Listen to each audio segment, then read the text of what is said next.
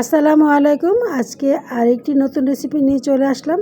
আজকে আমি আপনাদেরকে দেখাবো আমাদের গ্রামীণ এবং দেশীয় স্বাদের একটি রেসিপি তৈরি করে, যেটা আমরা বাঙালিরা এই রেসিপির সাথে সবাই কম বেশি পরিচিত। তো চলুন রেসিপিটা দেখে নেই। তো এখানে দেখতে পাচ্ছেন সিমের বিচি, আর এগুলো হচ্ছে সিম যখন পেকে যায় তখন যে বিচিগুলো বের করা হয় সেই বিচি। তো সেই বীজ বা বিচি দিয়ে আজকে আমি আপনাদেরকে মজার একটি দেশীয় রান্না তৈরি করে দেখাবো।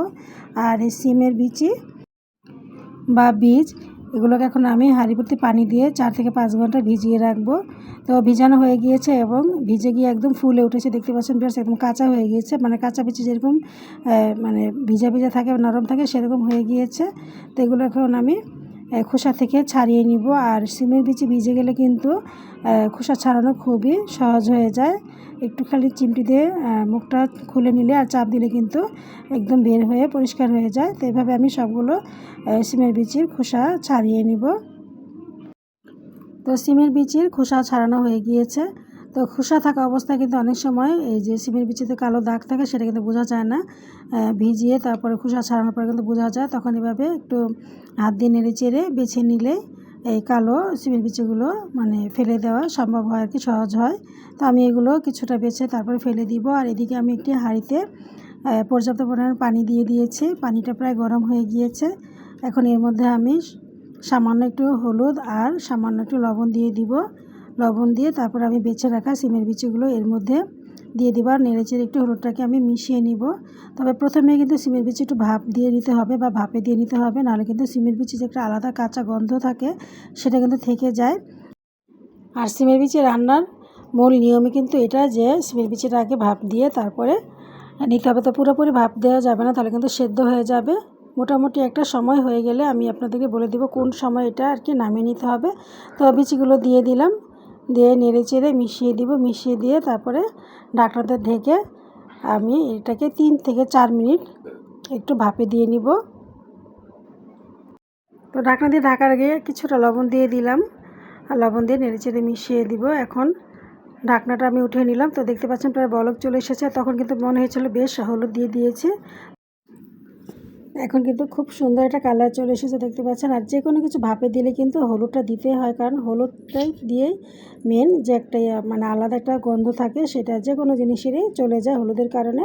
তো দেখতে পাচ্ছেন বলক চলে এসেছে। এখন আমি নামিয়ে একটি ঝাঁঝরিতে মানে ঝরিয়ে নেব পানিটা। চুলায় একটি হাঁড়ি বসিয়ে দিয়েছি। হাঁড়িটা কিছুটা গরম হয়ে গেলে এর মধ্যে আমি আধা কাপ পরিমাণ সয়াবিন তেল দিয়ে দিলাম। এখন আমি এর মধ্যে গরম মশলা দিয়ে দিব, লং, এলাচ, দারচিনি আর তেজপাতা, এগুলো একটু নেড়ে চেড়ে ভেজে নিব। ভেজে নেওয়া হয়ে গেলে পরে তারপরে আমি এর মধ্যে দিয়ে দিব পেঁয়াজ কুচি 1 কাপ পরিমাণ। নেড়ে চেড়ে আমি পেঁয়াজগুলোকে ভেজে নিলাম। ভেজে নিয়ে এখন আমি এর মধ্যে দিয়ে দিব আদা রসুন বাটা। এখন এর মধ্যে দিয়ে দিয়েছি আমি আদা রসুন বাটা, দিয়ে একটু নেড়ে চেড়ে নিলাম তেলের মধ্যে। তারপরে 1/2 কাপ পরিমাণ পানি দিয়ে দিলাম। দিয়ে এখন আমি বাকি শুকনো মশলাগুলো দিয়ে দিব। আচ্ছা, মরিচের গুঁড়া, জিরার গুঁড়া, ধনিয়া গুঁড়া, গরম মশলা গুঁড়া আর হচ্ছে হলুদের গুঁড়া এর মধ্যে দিয়ে দিলাম। তো এখানে আমি হলুদের গুঁড়া 1 চা চামচ, মরিচের গুঁড়া 2 চা চামচ, ধনিয়া জিরার গুঁড়া মিলিয়ে 2 চা চামচ আর গরম মশলা গুঁড়া 1/2 চা চামচ পরিমাণ দিয়ে দিলাম। আর আদা রসুন বাটা দিয়ে দিয়েছি এখানে 2 টেবিল চামচ করে। আর দিয়ে দিলাম স্বাদ অনুযায়ী লবণ। দিয়ে মশলাটাকে নেড়ে চেড়ে এখন আমি কষিয়ে নিব। তো এদিকে মশলাটা কষানো হোক, আজকে আমি কী দিয়ে আপনাদেরকে সিমের বিচি রান্না করে দেখাবো। এখানে আজকে আমি নিয়ে নিয়েছি একটি পাকিস্তানি মুরগি। তো আমি যে রেগুলার সাইজ করে কেটে থাকি সেভাবে কেটে নিয়েছি। কেটে একটি মানে ঝাঁঝরিতে আমি ঝরিয়ে নিয়েছি পানি ঝরার জন্য। আর এই যে সিমের বিচিগুলো যে আমি ভাপে দিয়ে নিয়েছিলাম সেগুলো এইভাবে আমি পানি ঝরিয়ে নিয়েছি। মশলা কষানো হয়েছে, এর মধ্যে আমি মুরগিটা দিয়ে দিলাম। দিয়ে ভালোভাবে নেড়ে চেড়ে মিশিয়ে আমি এই মুরগি মাংস যেভাবে আমরা কষিয়ে রান্না করে থাকি সেভাবে আমি কষিয়ে তারপর রান্না করে নিব। তো আজকে পুরো ভিডিওটা আপনাদেরকে দেখাবো না কীভাবে আমি মুরগিটা রান্না করলাম। তো এদিকে আমার মুরগির রান্নাটা প্রায় হয়ে গিয়েছে, দেখতে পাচ্ছেন ভিউয়ার্স কালারটা খুব সুন্দর চলে এসেছে মাশাআল্লাহ। তো মুরগি গোশত কিন্তু পুরোপুরি রান্না করে প্রায় নিয়েছে, আর বেশি একটা সময় লাগবে না রান্না করতে। তো এখন নেড়ে চেড়ে মিশিয়ে নিলাম। আর দেখতে পাচ্ছেন কত সুন্দর হয়েছে রান্নাটা। আর এর মধ্যে এখন আমি সেই সেদ্ধ করে বা ভাপে রেখা সিমের বিচি এর মধ্যে দিয়ে দিব। তো সিমের বিচিটা কী পরিমাণ সেদ্ধ হয়েছে তা আপনারা দেখে বুঝতে পারছেন। তো দিয়ে দিলাম। দিয়ে এখন আমি নেড়ে চেড়ে এই গোশতের সাথে মিশিয়ে নিব। তো আমি জানি আজকে আমার রেসিপি দেখে অনেকেই মানে মনে পড়ে যাবে যে একসময় আমরা কিন্তু এগুলো খেয়েছি গ্রাম অঞ্চলে বেড়াতে গেলে বা শহরে বাড়িতেও খেয়েছি। তো আজকে আমি যে রেসিপিটা তৈরি করে দেখাচ্ছি সেটা কিন্তু কোনো এক সময় নানি দাদিদের হাতে রান্না ছিল, আর তখন রান্না হতো লাকড়ি চুলাতে। তো খেতেও কিন্তু অনেক মজা লাগতো। যাক, কথা বলতে বলতে নেড়েচেড়ে মিশিয়ে নিয়ে ঢাকনা দিয়ে ঢেকে দিলাম। 2-3 মিনিট পরে আবার আমি উঠিয়ে ঢাকনাটা নেড়েচেড়ে মিশিয়ে প্রায় সিমের বিচিটাকেও আমি 10 মিনিটের মতো কষিয়ে নিব। এভাবেই বেশ কয়েকবার ঢাকনা দিয়ে ঢেকে নেড়েচেড়ে দিব। আর এতে দেখতে পাচ্ছেন সিমের বিচিগুলো কিন্তু আস্তে আস্তে রয়ে গিয়েছে, একটা বিচিও কিন্তু ভাঙেনি। কারণ ভাপে যদি ভালো হয় তাহলে কিন্তু সিমের বিচিটা ভাঙার কোনো সম্ভাবনাই থাকে না। আবার আমি ঢাকনা দিয়ে ঢেকে দিব। ঢাকনাটা উঠিয়ে নিলাম, কষানো হয়ে গেছে। এখন ঝোল দিয়ে দেওয়ার পালা।